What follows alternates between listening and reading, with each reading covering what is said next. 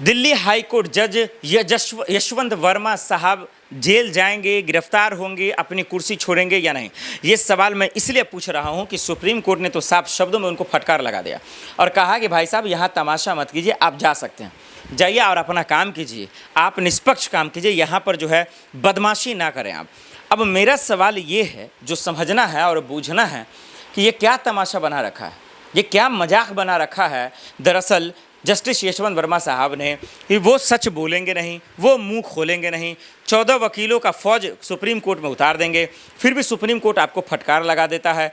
उसके बाद 3 जजों की टीम की रिपोर्ट को आप मानेंगे नहीं। अब सवाल ये है कि आप क्या चाहते हैं कि जो आपके बंगले में करोड़ों की नोटों की गड्डी जली, आप ये बताना चाहते हैं कि वो पैसा आपका नहीं था? आप ये बताना चाहते हैं कि आप ईमानदार हैं? आप ये बताना चाहते हैं कि आप ऑनेस्ट हैं? फिर लोग कैसे आप पे यकीन करें? ये इसी चीज़ के लिए कि लोग अपने आप को डिफेंड, चोर तो चोर कहता नहीं है कि हम चोर हैं, चोर तो जोर से ही बोलता है, और जोर से जो लोग बोल रहा है वो आवाज़ें आ रही हैं, वो 14 वकीलों के फौज उतार रहा है, वो दरअसल लीपापोती कर 4 से 5 महीने से बचने की कोशिश कर रहा है। तो ये तो दुरुस्त नहीं है, ये तो जायज़ नहीं है कहीं से भी। ये होना चाहिए था कायदे से कि जस्टिस यशवंत वर्मा अगर सच नहीं बोल सकता, हालांकि वो जिस पद पे है, जज पद पे हैं, और उस पद पर रहकर जिस तरीके से बेईमानी कर रहे हैं, जिस तरीके से कानून व्यवस्था का मजाक बना कर रखे हैं, हिंदुस्तान उनको माफ़ नहीं करेगा।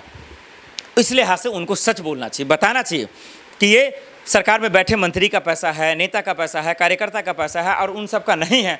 तो क्या विपक्ष में किसी नेता का पैसा है? क्या किसी पार्टी के जो है अध्यक्ष का पैसा? खुलकर बोलना चाहिए था।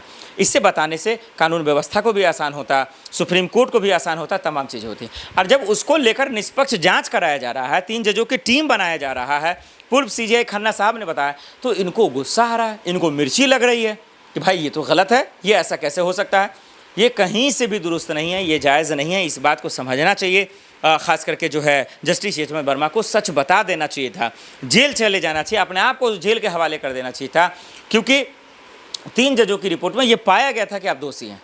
और उसके बाद पूर्व सीजेआई खन्ना साहब ने कहा था कि इनको इस्तीफा देना चाहिए, पद छोड़ देना चाहिए, लेकिन हम सब ने देखा कि क्या कुछ हुआ।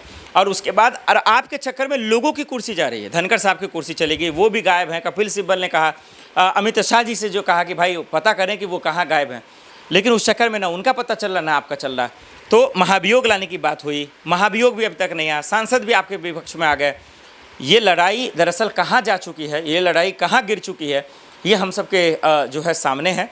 कहीं ना कहीं जस्टिस यशवंत वर्मा गलत है। कानून व्यवस्था अगर पुख्ता होता, मुकम्मल होता, अगर कामयाब होता, अगर वाकई में वो निष्पक्ष होता, ताकतवर होता, तो आज जस्टिस यशवंत वर्मा का मामला लोगों के सामने लाकर रख देता, कैमरे पर रख देता, और उम्मीद है कि वो जेल भी चला जाता। लेकिन अफसोस की बात है कि सांसद उनके खिलाफ हैं, देश उनके खिलाफ है, सब कैश कांड का असली सच जानना चाहता है, लेकिन आज तक सच पता नहीं चल पाया। तमाम लोग उनको बचाने के लिए आ चुके हैं। अब सत्ता पक्ष बचा रहा है या कौन बचा रहा है, किसी के समझ में नहीं आ रहा, क्योंकि कभी मोदी के मंत्री कहते हैं हम इनको जेल भेज कर रहेंगे, पूर्व उपराष्ट्रपति धनखड़ साहब कह रहे थे तो वो भी उनको कुर्सी से हटा दिया गया, और अब जब सुप्रीम कोर्ट उनको फटकार लगा रहा तब भी एफआईआर दर्ज हुआ, तब भी वो जेल नहीं जा रहे। तो ये समझ से परे है कि ये मजाक क्या बन रहा है और किस तरीके का जो है मजाक बनाकर रखा है, और इसी के चक्कर में बहुत सारे लोगों को जो है खामियाजा भुगतना भी पड़ गया। जिन्होंने संविधान की बात की, लोकतंत्र की बात की, रास्ते पर जब वो आ रहे थे तब उनको जो है कुर्सी छीन लिया गया। जहाँ हम धनखड़ जी की बात कर रहे हैं, उपराष्ट्रपति का चुनाव भी होगा, कौन बनेगा, इंडिया गठबंधन या एनडीए, ये तो खैर बात की बात है, लेकिन इस पार्लियामेंट सेशन चलते चलते या ख़त्म होते होते अगर जस्टिस यशवंत वर्मा जेल में नहीं जाएंगे तो बहुत बड़ी नाइंसाफ़ी होगी देश के साथ और इस सिस्टम के साथ। उपराष्ट्रपति पद का चुनाव कौन जीतेगा, आइए अब उस पर खोलकर आपको बताते हैं। उपराष्ट्रपति पद का चुनाव क्या इंडिया गठबंधन जीत रहा है या एनडीए गठबंधन जीत रहा है? सब लोग दावेदार कर रहे हैं कि हमारा उम्मीदवार कैंडिडेट बेहतर होगा तो हमारा होगा, लेकिन इससे पहले जान न लीजिए कि धनखड़ साहब का समर्थन किसको है। आखिर पूर्व उपराष्ट्रपति धनखड़ साहब का जो इस्तीफा लिया गया, कुर्सी छीनी गई, वो किस हक से छीना गया और किसके चक्कर में छीना गया, ये अब सबके सामने है।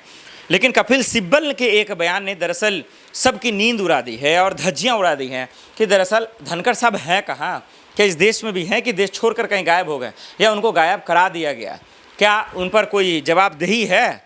ये कपिल सिब्बल ने सवाल पूछा। पहले समझ लीजिए दर्शकों, इसी महीने में फॉर्म भरे जाएंगे और अगले महीने में चुनाव हो जाएगा और देश को नया दरअसल उपराष्ट्रपति मिल जाएगा।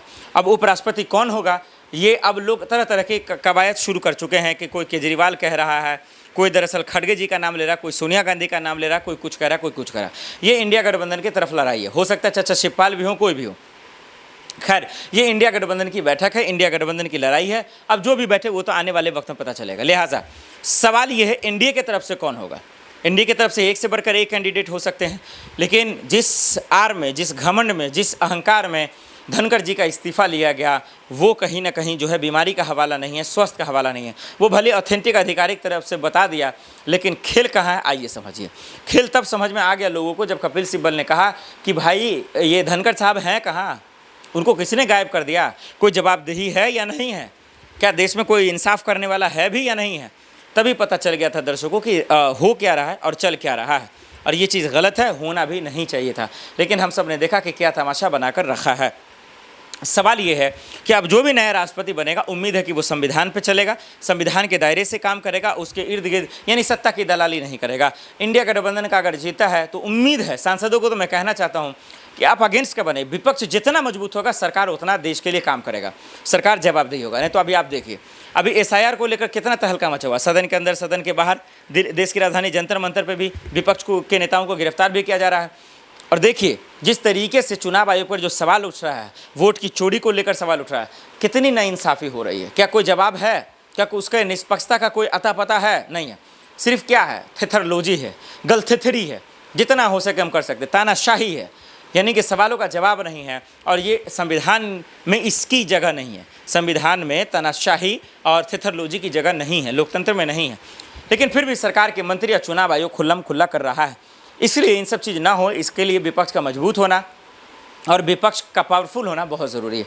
तो अगर एनडीए जीत जाता है नया यानी कि उपराष्ट्रपति का चुनाव, फिर तो बात ही खत्म है। फिर वही होगा कि राष्ट्रपति द्रौपदी मुर्मू जी कोलकाता में जब एक बच्ची के साथ बलात्कार होगा तो बोलेंगे, लेकिन हाथरस में जब बच्ची के साथ गलत होगा तब फिर ये चुप रहेंगे, मणिपुर में जब होगा तो चुप रहेंगे। फिर ये एक शोभा नहीं देता है राष्ट्रपति पद के लिए, क्योंकि वो निष्पक्ष होता है, वो किसी का नहीं होता है, वो देश का होता है। और देश में कोई भी गलत हो, खास करके जब महिलाओं के लिए आवाज़ न उठाए, तो इससे बड़ा अन्याय क्या ही हो सकता है। उम्मीद है कि उपराष्ट्रपति जो भी बने नया, चाहे वो इंडिया की तरफ से, इंडिया गठबंधन की तरफ से, लोकतंत्र के हिसाब से चले, संविधान के हिसाब से चले, जो भी गैर संवैधानिक काम करे, जो भी तानाशाही वाला काम करे, उनको जो है जेल में डाला जाए, उनके खिलाफ पुख्ता कानूनी कार्रवाई हो। क्योंकि अभी ऑपरेशन सिंदूर का मामला आया, कर्नल सोफिया को लेकर किस तरीके से अभद्र टिप्पणी की गई, बीजेपी के मंत्री थे उसमें, लेकिन क्या आज तक जेल गए, एफआईआर दर्ज तक नहीं हुआ, कोर्ट में मामला गया, बस लीपा पोती चलती है। ये बचाव, ये तमाशा, ये हमारा आप जानते हैं कि ऐसा होता क्यों है। तो ये समझिए, इस खेल को समझिए। और जस्टिस यशवंत वर्मा के मामले में जब धनखड़ साहब की कुर्सी जाती है, तो वो हम आप लोग भी समझते हैं कि जब कोई हक की बात करता है, जब देश की बात करता है, जब ईमानदारी की बात करता है, तो उनको क्या किया जाता है, दरअसल जो है हम और आप देख रहे हैं कि किस तरीके से उनकी कुर्सी छीन ली जाती है और हवाला दे दिया जाता है कि वो बीमार है, जो है धनखड़ साहब तबीयत ठीक नहीं है, अस्वस्थ है। तो ये सब ठीक नहीं। दरअसल आज सरकार अस्वस्थ है, वो बीमार है, और वो तभी ठीक होगा जब देश की जनता उनके खिलाफ खुलकर आवाज़ उठाएगी।